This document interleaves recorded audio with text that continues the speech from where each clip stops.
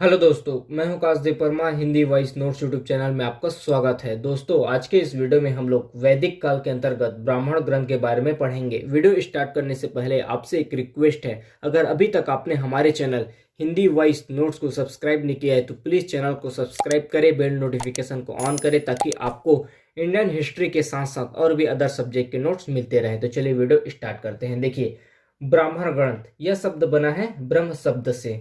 देखिए, ब्राह्मण ग्रंथ को वेदों के ऊपर टीकाएं या भाष्य लिखा गया है और ब्राह्मण ग्रंथ को वेदों की गद्य व्याख्या भी कहा जाता है। ब्राह्मण ग्रंथ की संख्या है 8 और ब्राह्मण ग्रंथ में वर्णन है यज्ञ, पूजा पाठ और कर्मकांड का वर्णन है। प्रत्येक वेद का अपना ब्राह्मण ग्रंथ है। देखिए, सबसे पहले देखते हैं, 4 वेद हैं वैदिक काल में: ऋग्वेद, सामवेद, यजुर्वेद, अथर्ववेद। तो सबसे पहले हम लोग ऋग्वेद के बारे में पढ़ते हैं। ऋग्वेद में के 2 ब्राह्मण ग्रंथ है, पहला ऐतरेय और दूसरा कौशिक कौशितिकी। ये 2 ब्राह्मण ग्रंथ ऋग्वेद के हैं। देखिए, सबसे पहला पढ़ते हैं ऐतरेय। देखिए, इसके रचनाकर्ता है महिदास और इसमें वर्णन है राजा के राज्याभिषेक के समय किए जाने वाले राजसूय यज्ञ और शपथ का। देखिए, ऋग्वेद का पहला ब्राह्मण ग्रंथ है ऐतरेय और इसका रचनाकर्ता है महिदास। और ऐतरेय ब्राह्मण ग्रंथ में वर्णन है राजा के राज्याभिषेक के समय किए जाने वाले राजसूय यज्ञ का और शपथ का। ऐतरेय 40 अध्यायों में विभक्त है। फिर ऋग्वेद का दूसरा ब्राह्मण ग्रंथ है कौशितिकी। इसके रचना करते हैं कुशितक ऋषि और इसमें वर्णन है विभिन्न प्रकार के यज्ञों का और यह 30 अध्यायों में विभक्त है। उसके बाद देखते हैं यजुर्वेद का ब्राह्मण ग्रंथ। देखिए, यजुर्वेद के 2 ब्राह्मण ग्रंथ हैं, पहला है शतपथ और दूसरा है तैत्तिरीय। शतपथ ब्राह्मण ग्रंथ, इसके रचना करता है महर्षि याज्ञवल्क्य और इसको वाज स्नेही संहिता भी कहा जाता है। शतपथ ब्राह्मण ग्रंथ को वाज स्नेही संहिता भी कहा जाता है।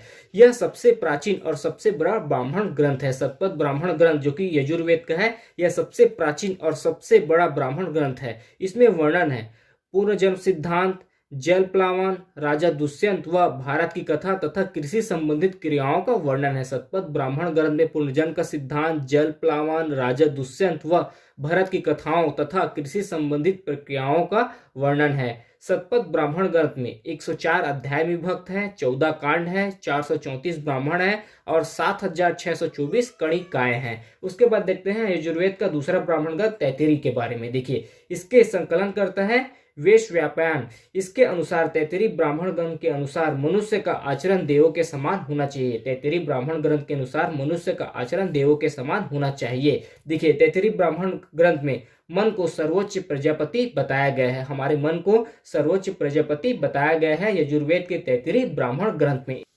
तैत्तिरीय ब्राह्मण ग्रंथ में वर्णन है राजसूय, सौत्रामणि, बृहस्पति सव, नक्षत्र श्रेष्ठी आदि का वर्णन मिलता है। और तैत्तिरीय ब्राह्मण ग्रंथ विभक्त है 3 कांड में। देखिए, पहला और दूसरा कांड 8-8 अध्याय का है और तीसरा कांड 12 अध्याय का है। तैत्तिरीय ब्राह्मण ग्रंथ 3 कांडों में विभक्त है, जिसमें से पहला और दूसरा कांड में 8-8 अध्याय हैं और तीसरा कांड में 12 अध्याय हैं। उसके बाद देखते हैं अथर्ववेद। देखिए, अथर्ववेद का एक ब्राह्मण ग्रंथ है जिसका नाम है गोपथ। देखिए, अथर्ववेद का एक ब्राह्मण ग्रंथ है जिसका नाम है गोपथ। इसके रचना करता है ऋषि गोपथ और इसमें त्रिदेव का वर्णन मिलता है। अथर्ववेद के गोपथ ब्राह्मण ग्रंथ में हमें त्रिदेव का वर्णन मिलता है। त्रिदेव अर्थात ब्रह्मा, भगवान विष्णु, भगवान महेश का वर्णन मिलता है और यह भी 2 भाग में विभाजित है, क पूर्व गोपथ और ख उत्तर गोपथ। देखिए, पूर्व गोपथ में 5 अध्याय विभक्त है। पूर्व गोपथ 5 अध्याय में विभक्त है और उत्तर गोपथ यह 6 अध्याय में विभक्त है और इसमें सर्वप्रथम अश्वमेध यज्ञ का वर्णन मिलता है। देखिए, गोपथ अथर्ववेद का एक ब्राह्मण ग्रंथ है गोपथ, जिसकी उत्तर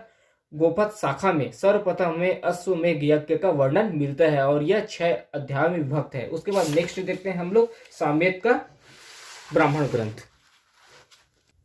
देखिए, सामवेद के 3 ब्राह्मण ग्रंथ है, पंचवीस, षड्वीस और जैमिनी। सामवेद सबसे पहले देखते हैं हम लोग पंचवीस ब्राह्मण ग्रंथ के बारे में। इसके रचना करता है आचार्य तांडी। इनका अन्य नाम है तांडा या पौड़। इसको महाब्राह्मण ग्रंथ भी कहा जाता है और ये 25 अध्याय में विभक्त है। इसका मुख्य विषय है सोमयाग। देखिए, सामवेद का पहला ब्राह्मण ग्रंथ है पंचवीस। इसके रचना करता है आचार्य तांडी। इसको तांडा या पौड़ नाम से भी जाना जाता है और इसको कहा जाता है महाब्राह्मण ग्रंथ। यह 25 अध्याय में विभक्त है और इसका मुख्य विषय है सोमयाग। उसके बाद देखते हैं सामवेद का दूसरा ब्राह्मण ग्रंथ षड्वीस। इसके रचनाकर्ता आचार्य तांडी व उनके शिष्यों के द्वारा इसका रचना किया गया है। षड्वीस ब्राह्मण ग्रंथ में भूकंप व अकाल संबंधित उत्पादों के शांति का वर्णन हमें मिलता है। फिर नेक्स्ट है तीसरा ब्राह्मण ग्रंथ, सामवेद का तीसरा ब्राह्मण ग्रंथ है जैमिनी। इसका संकलन महर्षि व्यास के शिष्य जैमिनी तथा इनके शिष्य तलवारकार के द्वारा किया गया है। देखिए, महर्षि व्यास के प्रथम शिष्य हैं जैमिनी और इनके शिष्य हैं तवलकार, और जैमिनी और तवलकार के द्वारा इनका संकलन किया गया है। और जैमिनी को ही कहा जाता है सामवेद का आचार्य कहा जाता है। देखिए, महर्षि व्यास के शिष्य प्रथम शिष्य हैं जैमिनी, इसको सामवेद का आचार्य कहा जाता है। जैमिनी तथा इनके शिष्य तलवारकार के द्वारा जैमिनी ब्राह्मण ग्रंथ का संकलन किया गया है। देखिए, इसके 3 भाग हैं। पहले भाग में 308 खंड है। जैमिनी ब्राह्मण ग्रंथ के 3 भाग हैं। पहले भाग में 308 खंड है, दूसरे भाग में 437 खंड है और तीसरे भाग में 325 खंड है। तो इस पार्ट में हम लोगों ने ब्राह्मण ग्रंथ के बारे में पढ़ा।